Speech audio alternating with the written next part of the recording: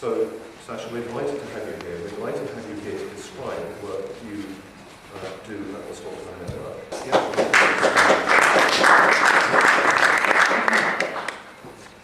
I'd like to thank Tim for that kind of introduction. I'm sure he's hearing that story. I'd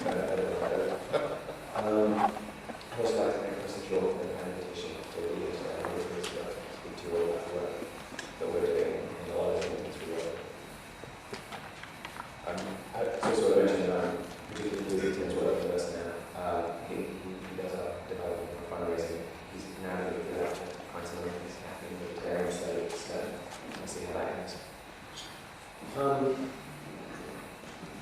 Now, in thinking about a way to describe the work of think tanks, it occurs to me historically I've actually not done a terribly good job of this. A good example is that I've worked at the Stockholm Network for nearly 2 years now, and my mother still doesn't know what I did. I've shown her our books, she's come to some of our debates, and she remains absolutely mystified. And I think this is a problem for think tanks more broadly. As a relatively new phenomenon on the political scene, they don't always fit comfortably within the existing political furniture.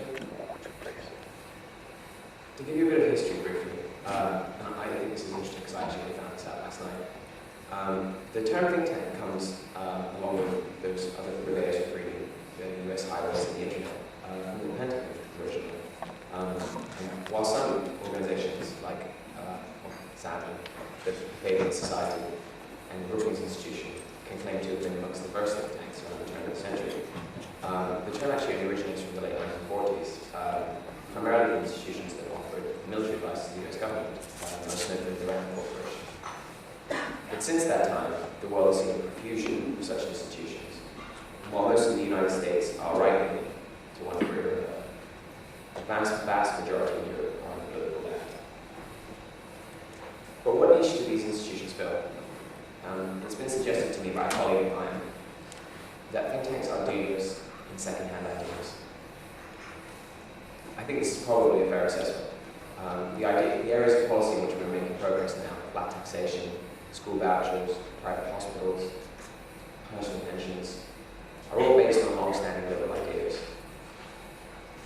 Think tanks merely serve to present them as modern, comprehensible, but most importantly, relevant.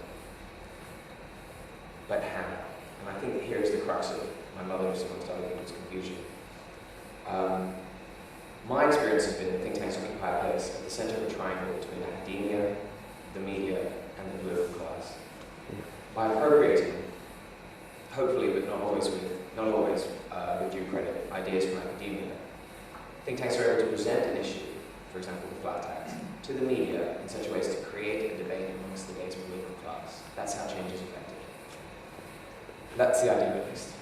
I'm not going to sit here and pretend that all think tank publications achieve this. As we all know, progress is slow. But I personally believe in incremental innovation, and I think our victories are all more tangible for their relative decreasing scarcity. Actually, it's also worth saying that I think you can judge the value of something by the price of its absence. And here, I think think tanks have really proved their value in recent years. The phenomenal work, for example, of the International Policy Institute, the International Policy Network, during the lunacy of the Main Poverty History campaign. I think they were in the press 200 to 300 times over that 6-week period, presenting what was a hitherto unarticulated side of the trade and foreign aid debate. It was extremely valuable in making sure that there was a balanced coverage in the media.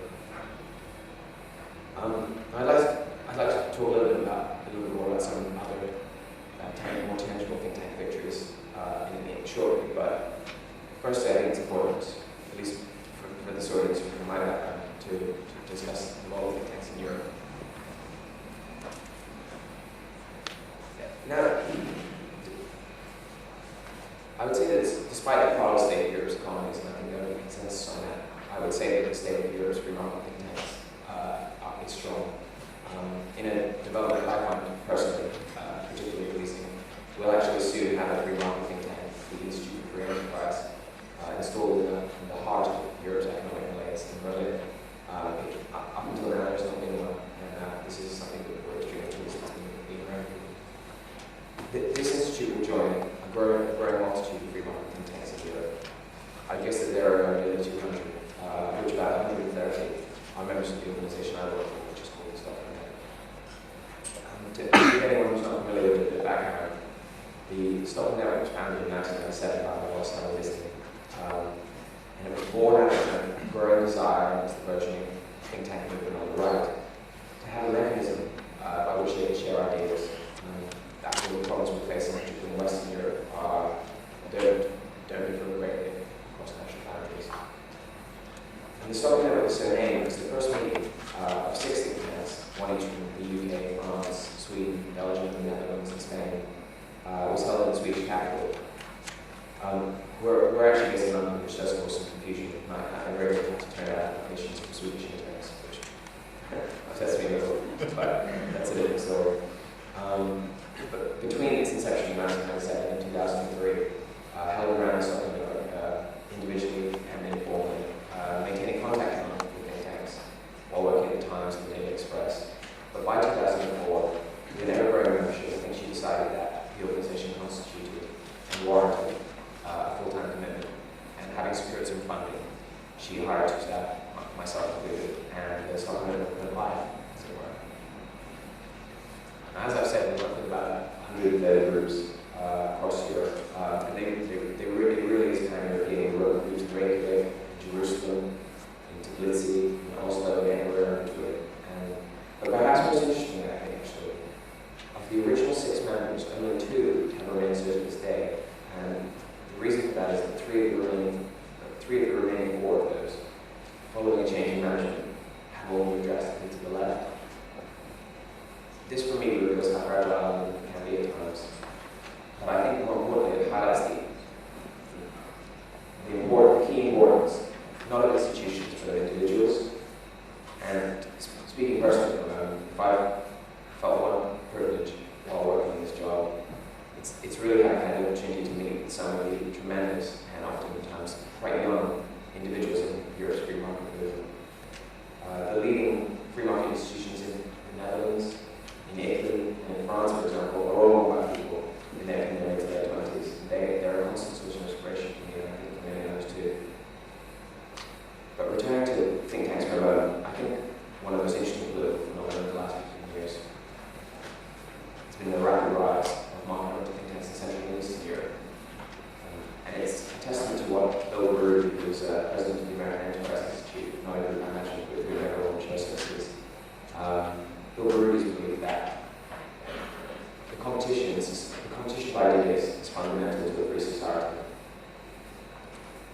Now, when we're thinking about the growth of think tanks in Eastern Europe, which we all learn from the first time, I think it's worth remembering that it was once said that Eastern Europe would never be democratic. And sort of echo the arguments that are made about the Middle East today. It was said that people have lived under tyranny one or another for so long that they simply weren't really supposed to live anymore. Needless to say, I don't particularly inclined to that view, but the profusion of free market think tanks in first the Baltics, and then in many nations of Eastern Europe following the Kumaria, I think is a testament to that persevering ability. And last month, the Lithuanian Free Market Institute celebrated its 50th anniversary, which actually means that its creation predates by 6 months the official Soviet declaration of Lithuania's independence. I think if nothing else, that's quite classic. And the dynamic that's informed the creation of these think tanks, I think, is primarily the liberation of political discourse in these countries from the old elites. Suddenly, following independence, with the creation of national parliaments and an unshackled media, and with a palpable need and desire for political reform, enterprising individuals were able to set up small institutions, publish little pamphlets, and hold public events discussing the importance and progress of markets, individualism, and trade. And I think think tanks in Eastern Europe take a great deal of credit for specific reforms that have been discussed, proposed, and enacted in their nations. 4 years ago, a young economist at the Institute for Market Economics in Sofia wrote a proposal for 10% flat tax. And they went a long way to explain to the Bulgarian political establishment why low taxes increase economic activity and hence ultimately raise high tax revenues. By late 2004, with the economic action mounting ahead of the US session, the Bulgarian government actually cut corporate tax to 15%, which is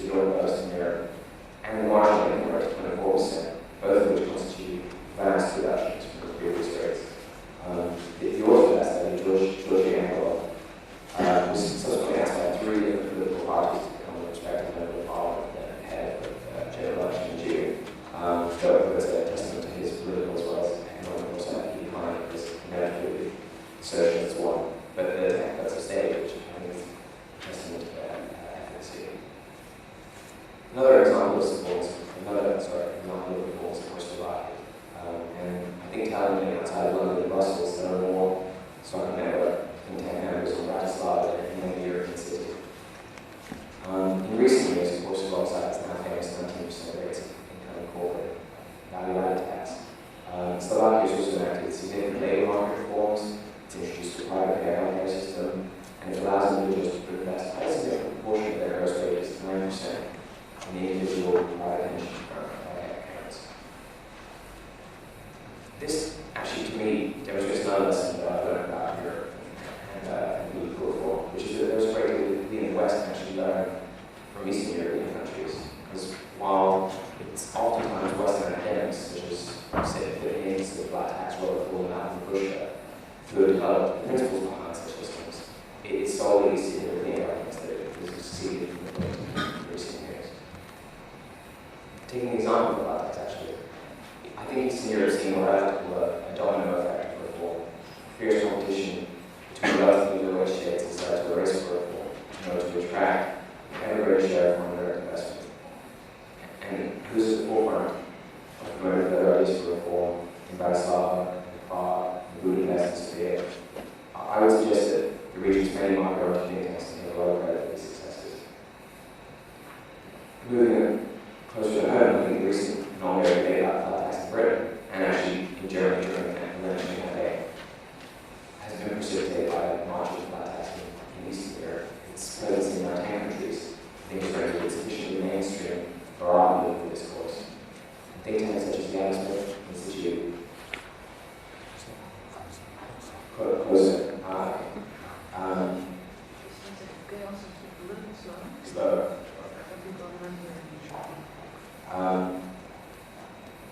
The presence of flat tax in many countries in Eastern Europe, I think, is now already sufficiently mainstream for our political discourse in Britain.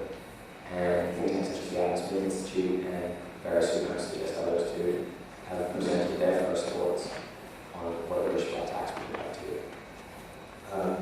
But it's not actually in London, but in the Balkans that I'd like to finally return before opening up to a broader discussion. 15 years on from independence, I think many of the nations in Eastern Europe are well on the verge of reform, or at least possess the political institutions to run that exciting possibility, all things being well.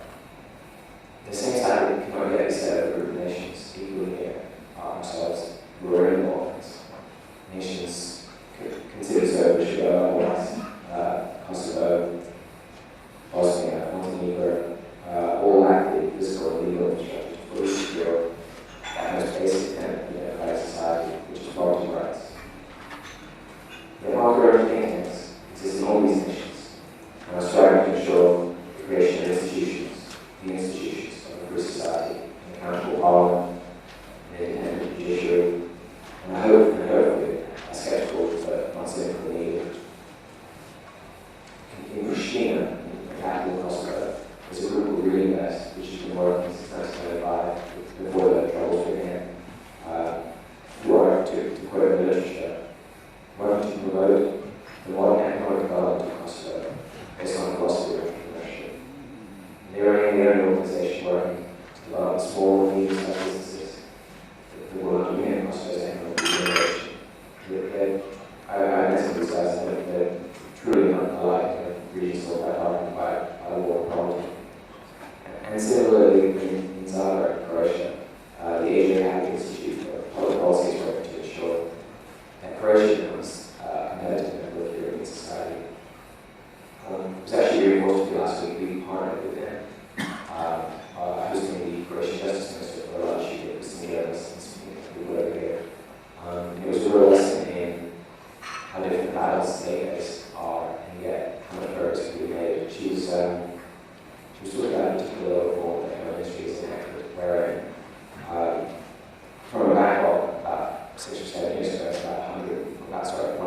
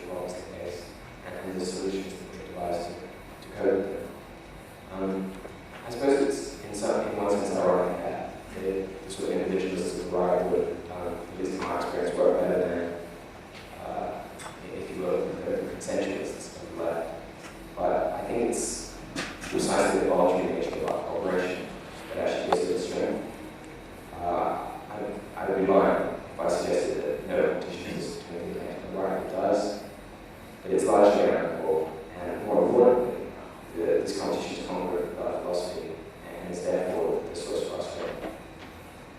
It's increasingly, and I think it's increasingly conspicuous by its absence on the left. Despite the fact that the vast majority of think tanks in Europe are centre-left, and that's probably a charitable description, there exists far more cohesion and interaction on the right. I don't think it would be too advised to suggest that the organisation I work for, the Stop Europe, has contributed in some way to that. Though I think more broadly the true strength of it is the series of interlinked relationships between individuals who share common interests and mutual goals. And I'm honoured to have the opportunity to stay here today. So in order not to force you to talk just in silence for much longer, I wanted to open up to the floor to a discussion about the text, about our shortcomings, and more broadly about our potential. So thank you.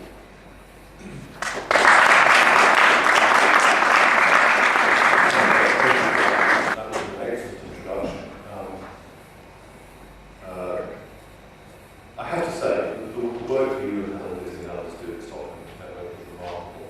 And to think that 4 years ago, there were probably 50 or 60 free market think tanks in Europe, but that today there are something over 130 that are active and increasingly networked and coordinating is remarkable. It's an extremely good piece of news.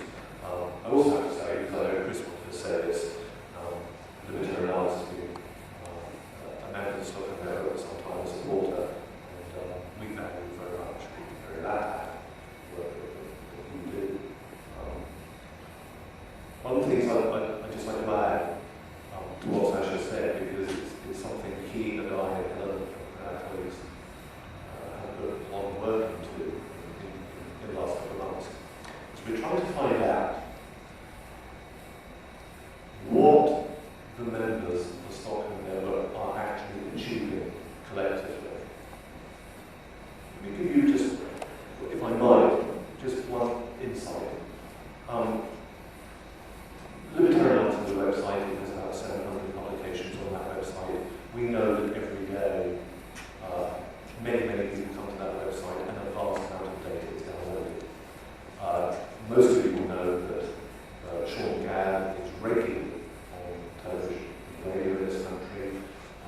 I was on Sky News a couple of nights ago for the Libertarian Arts. David Carr was in the media for the Alliance Group.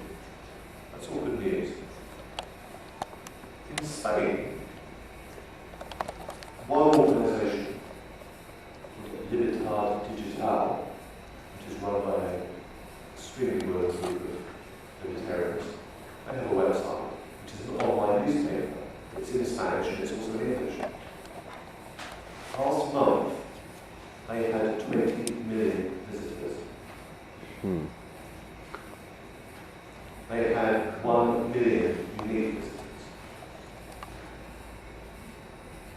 And the third, I believe, last month's data showed it is the third largest website in the Spanish-speaking world. That's 300 million people. Gabriel Calzada, who will be here later this weekend, who's a professor and a leading light in that group, told me, by the way, Tim, you heard we just raised 5 million euros from our supporters, and our license for a television channel, a digital television channel, has just come through. Sacha casually mentioned the Lithuanian Free Market think tank. They employed 17 people full time. Now, we don't know, if you put it all together, we don't know how much media coverage all 130 organisations get. We don't know how many publications they produce each year. We don't know how many downloads, etc. But we're trying to find out, trying to do a poll and audit, and just get a sense of what's going on in the growth. So there's a lot of good news there. But I defer that to the question that Sacha raised, which is to open up for the next 25 minutes to the floor. We'll take questions, 4 comments by show of hands. So, first come, first served. One of of the things that I don't know a great deal about the workings of think tanks, but one of the things that occurs to me is that they seem to work in a kind of very positive way, which is they try to come up with schemes that they attempt to get the government to adopt or implement. And you mentioned two, flat taxes and vouchers.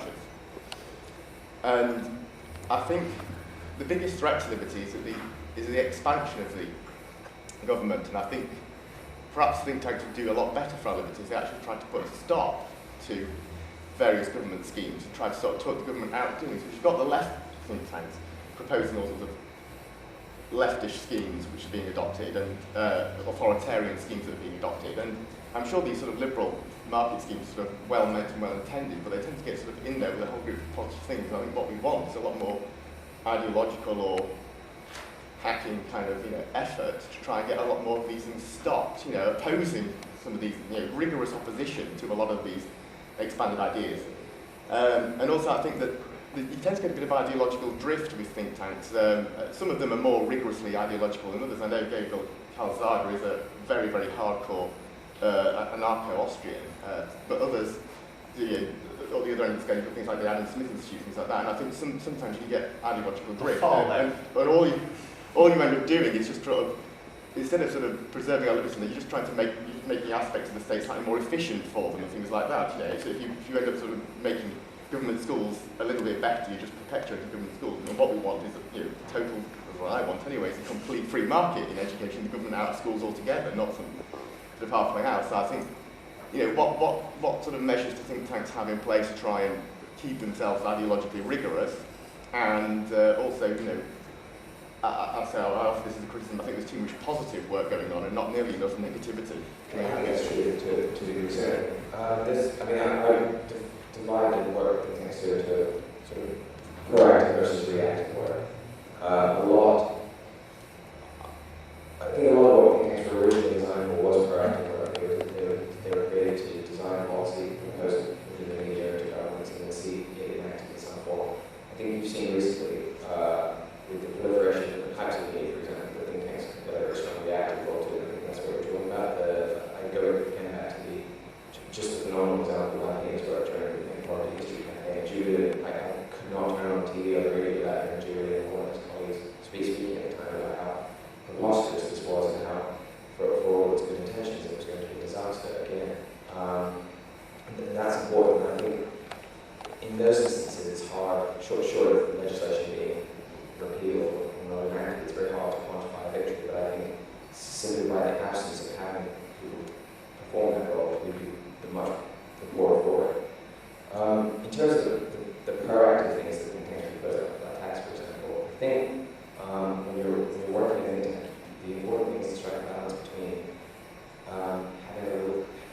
being seen to have a relatively mainstream position which affords you some degree of credibility, and your proposal of radical policies. I would take a view that if you're moving in the right direction, a greater private sector involvement, a greater individual choice, those kinds of things, then that's what you're looking for, because we will know how slow actual progress really is.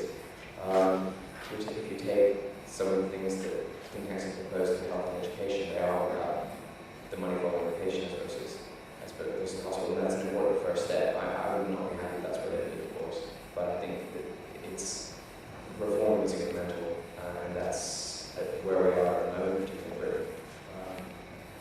So that's where we have to concentrate their energy to propose the abolition of state-owned of the NHS, for example, which is not going to listen to it, so that your value is decreased commensurately. I think as long as reform is heading in the right direction, then we're doing okay. Which is not to say that we should become lazy, but that's the key thing. I think that's the way they position themselves.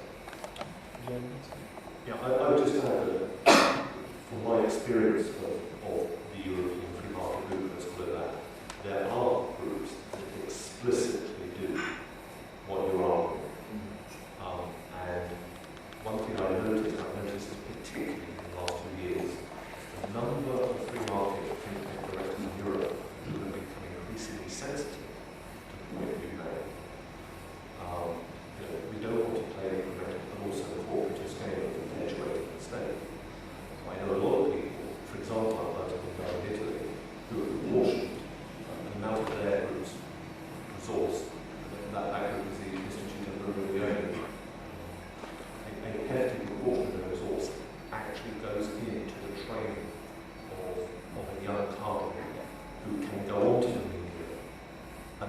exactly the sort of point you made.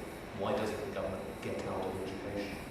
And I do think that in the years ahead, part of the story of the free market dictatorship in Europe might be their ability in that way to change the conversation. You know, because if you've got the incrementalists, as Sacha is describing them, their work becomes easier if you've also got people like yourself on Sky Telly saying, I don't know what the minister's talking about, all that Tory, all that Liberal Democratic, all that professor. Why doesn't the government get out of education? I think there really is a market for that now. It will be down to be an extreme or whatever, but it will change the conversation. And I think that's a challenge for the future. It's clear now. Yeah, I would just add that when you're trying to change people's fundamental assumptions about how healthcare should be provided, or education should be provided, it's a really, really long-term game. I think actually the idea is based on a group spends a lot of its funding and a lot of its resources on educational work. They do weekend seminars for hundreds of Italian students at a time. They go through a lot of classical literature. They're really trying to change the way people think about things. And I think that's where the value lies long term. But in the short term, it really is a case of fighting the balance that exists. Globalisation Institute from January, the Adam Smith Institute too. To come back to, you mentioned main poverty history briefly, and one of the things that I've really felt about that is that we, liberal free marketeers, are really losing the battle in the media. Because I think it's very easy for people like Make Poverty History, even by their very name, or people like Trade Justice, to put up images of people who are starving in Africa, people who don't have access to water, of people who they say are losing through globalisation. And it's very easy for them to take those images and start to appeal to people's base instincts and say, look, the reason why these people are suffering is because of the free market and because of liberalisation. And that's just not true.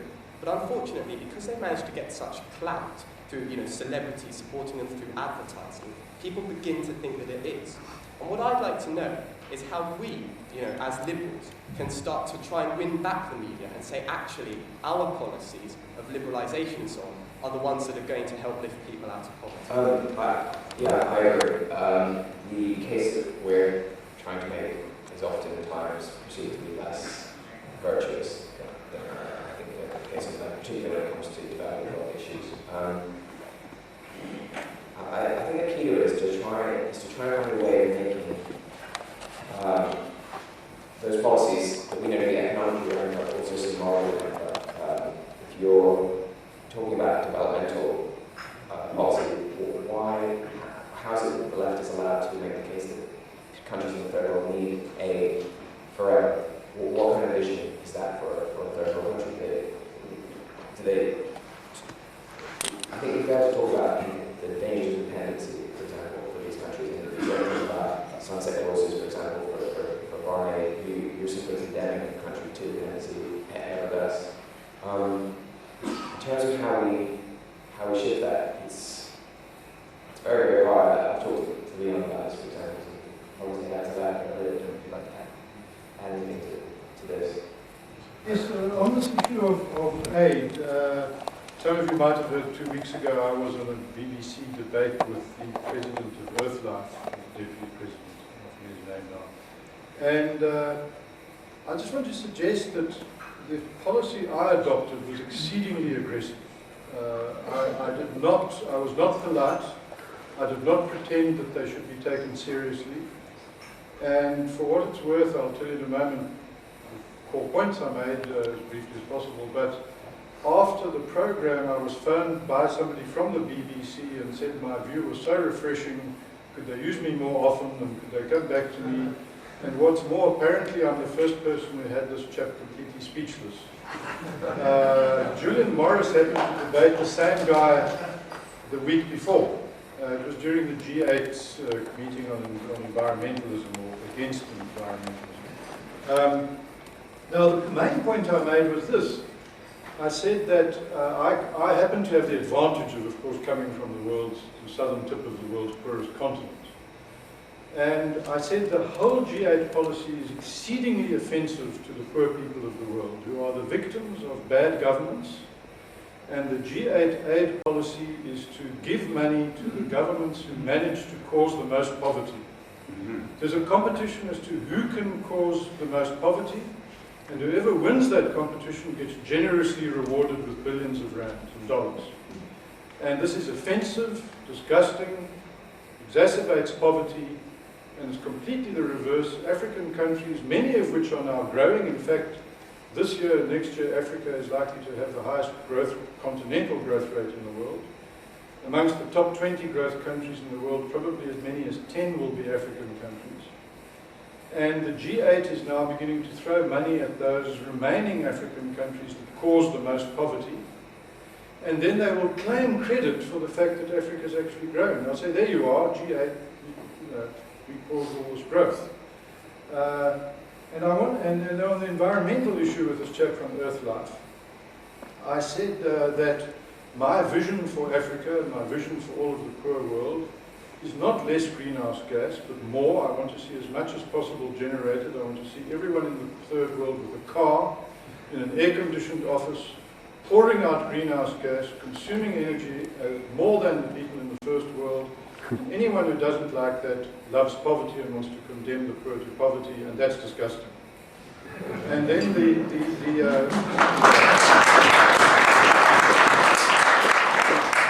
BBC host said, but Mr. Lowe, you know, what about the environment and so on? And I said, people come first. Really screw the environment. As far as I'm concerned, people come first, and when they've got the wealth and the technology that the first world has, they will be able to afford the indulgence of worrying about swamps and jungles, which are now romantically called rainforests and wetlands. Swamps and jungles are horrible and ugly. We need to get rid of them, drain them, fill them in. They're like Western France and like all over the first world. And if you don't like them, then bomb all the first world cities that used. Most first world cities used to be swamps. All the big cities. Probably where we are now used to be a swamp. Now I call it a wetland. It's a wet way to call something a swamp. But really, you mustn't be polite with it. We want to harvest the forests, drain the wetlands, cause prosperity, and if the first world doesn't like it, they can bomb their cities before they tell the third world not to do so.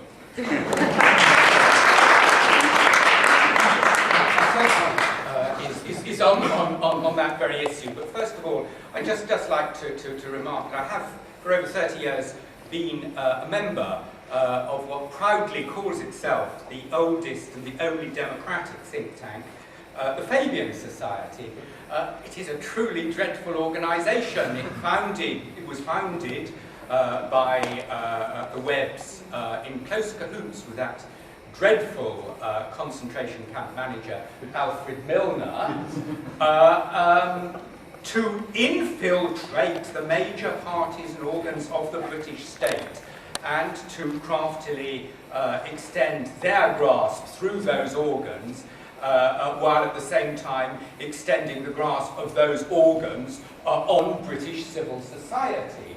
I wasn't a member then, I must admit, but I suspect that its democratic organisation actually makes it more sluggish, more unable to question perhaps even Conservative and certainly Labour government and party activities. So think tanks are a very, very mixed bag indeed. Sacha played the reformist card. This is my second point. I'm really not sure whether and why libertarians should be reformists rather than revolutionaries, or perhaps rebels, which might be a better thing, because after all, revolutions are trying to impose a new state machinery, are they not? I think. Whereas rebels just dislike the old one, and that seems to be a good slogan to adopt. Thirdly, on the issue of aid and so on, at home, my wife's a fairly leading Labour politician at the municipal level. We, and I'm sure you, get lots and lots of begging letters from lots and lots of charities, some not asking for you to exert pressure on the government to steal more money from their people, but just asking for a bob or two to get a fishing line or fishing boat for some sort of poor people who need it there in the third world. I'm not sure that that's necessarily such a bad thing, and I'll suggest one tactical way in which it's a very good thing. We were having a little domestic argument, some more of this begging stuff came in. My wife said, "Oh, we don't have to contribute that way. Her political activities are far more effective." Now, in terms of the amount of money that goes from this country to the third world, yes, that is probably true. But, of course, it doesn't deal with the issue of what bad effects the state aid has, whether it's going to individuals in the third world or whether it's going to states in the third world.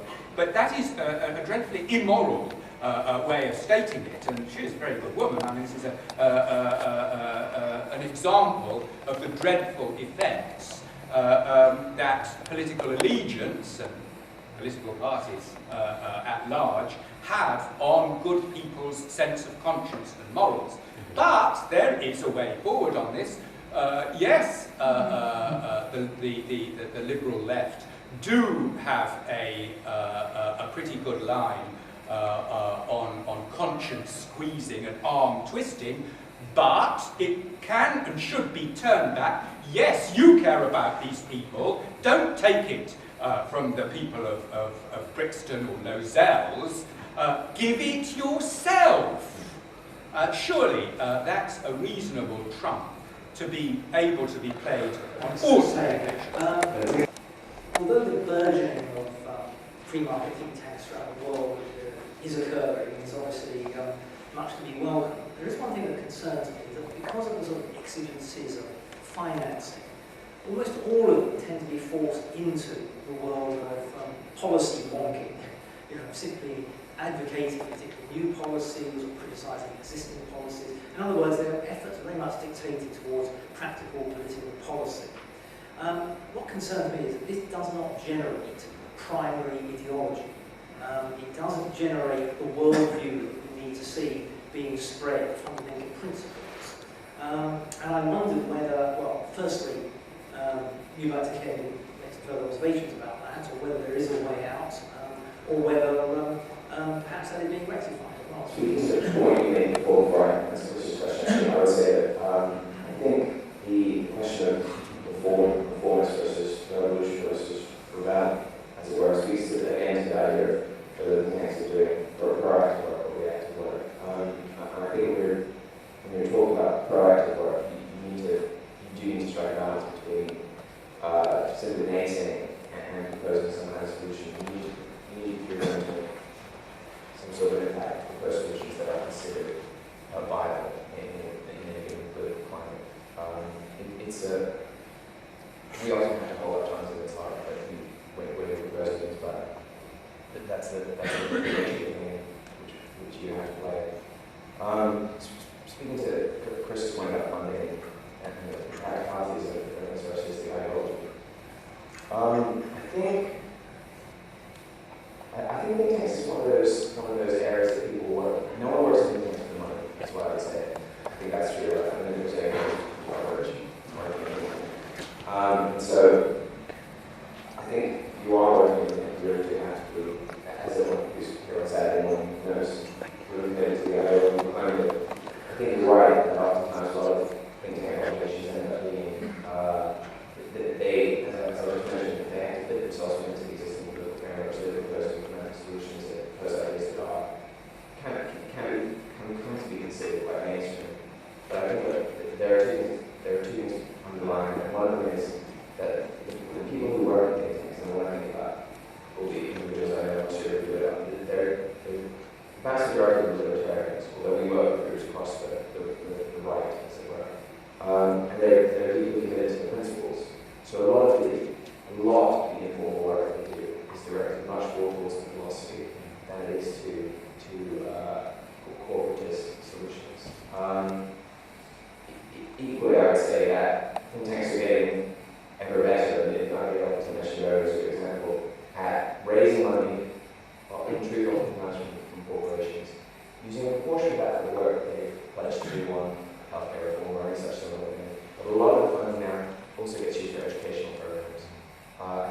where I think long-term value lies in terms of the ideology. You have to justify your funding, you also have to balance that against following the agenda that is the reason you go to this in the first place. That's the balance that the text needs to strike. I mean, I want to come up with a point, so why does the establishment always appears to the press and continues with the mantra that we need more intervention? Intervention is good. I mean, whether it's now globalization, talking about aid, it always boils down, it's about intervention. And in the case of, let's say, aid, I would say it's mainly a lack of exposure. People here actually don't know better. And I only would say that the aid establishment is part of a conspiracy, but I don't want to see a conspirator behind every tree. So Jim Perron, who's not here with us today, and he always said we have to tell stories. I mean, the IPN was very good at the Global Development Summit to bring from Africa and Asia people here to tell the story. I mean, and it goes so far, if you really retell the story, you can make a test. If you really come with individual stories, and see the reaction. People cry in the audience. They really do. But you have to have, not necessarily names, but you have a person, you have a picture. And a story people can, associate with. And what I now just say about the development system, the aid business, is more or less also true for other things, whether it's the pension system or the health system. So we have to tell stories. And I mean, as I said, it's lack of exposure. We don't know about the other projects around who are different. I mean, we do know, but I mean, we are not good enough in communicating what is out there. And I'm from Germany, and we in Germany don't even know that we are surrounded in the east. Okay, you can't call it surrounded when it's just on one side, but by feel threatened. By countries with flat tax, and we don't even know. I mean, many politicians and whatever journalists don't even know that it works for years already in the east. People don't know it. I mean, I'm for 13 years at the Friedrich Naumann Foundation, what is a taxpayer-funded liberal, I mean, kind of classic liberal foundation. And so, I mean, it did not take me long when I joined the foundation to see the many things we don't do. Things we should do, we actually could do, but we for some reason were not doing. And, but in the mean, I mean, over the years, so, I mean, personally, I established contacts, whether it's with ISAC, the student organization, what is considered usually kind of left, but it's not really left, it's just lack of exposure, or other similar institutions. And we know that whether it's the European Law Student Association or whether it's ISAC or similars, these are these kind of cadre people. In the long run, they are people we find in the board of the companies. So what I want to say is the many things I saw over the years Naumann Foundation did not do, we actually can take up. And I actually see the point here, we have to train the elite. And it is feasible. I mean, for me, it's, you know, I was paid for this for years. And so it's actually just doing it now in a real free market think tank with a, let's call it an agenda. I want to go back to the earlier point we made about talking about intervention, because I think for a lot of people, my mind is very socialist in the economy. I think intervention seems instinctive to people. You know, there's a problem, what can we do? And a lady called Julia tells a great story. She's talking about, she's from Kenya, and she went to the institute, and she was like, inviting a lot of German to the medical industry, and she would talk to people about the problems in the country, and people would always say, she would talk about the importance of allowing communities to develop its own economy, and the problems the foreign creates, and people really individual. We asked, well, so what can we do? And she said, well, having listened to me, this is precisely what I'm saying. Don't help us, that would help. And they don't understand. They have to ask, okay, what can we do? It's really an instinctive thing, but I think we need to create stories, as Wolfgang says, whereby you actually tell a narrative whereby people are left alone, and that actually is the best solution. But it's a very hard thing to do. I think we're getting better